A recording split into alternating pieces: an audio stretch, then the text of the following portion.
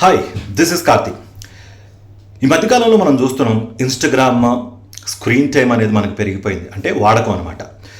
అందులో మనం అంతలా వాడటానికి గల కారణాలు ఏంటి?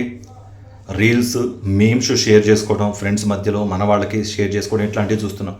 అందులో ఎక్కువ రీల్స్ ఎట్లాంటివి షేర్ చేస్తున్నారు అంటే ఈ మధ్యకాలంలో ప్రియుణ్ణి చంపేసిన ప్రేయసి, లేకపోతే భర్తని చంపేసిన భార్య, ఇలాంటి రీల్స్ చూస్తున్నారు.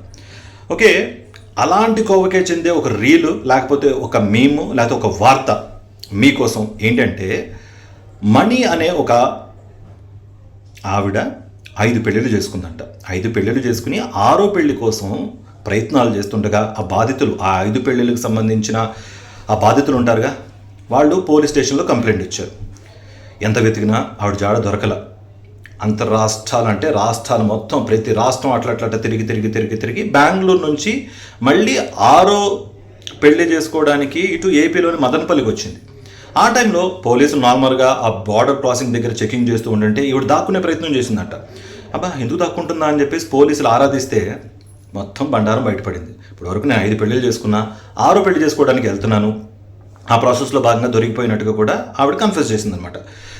Okay, well and good. అంటే ఇక్కడ ఒకటి మనం ఆలోచించాల్సింది ఏంటంటే, పాపం 5 మంది బాధితులు ఒక ఎత్తు అయితే 6వవాడు బతికిపోయాడు. ఆ 6వవాడి గురించి మీరు ఏమనుకుంటున్నారు? కమెంట్స్ రూపంలో తెలియజేయండి.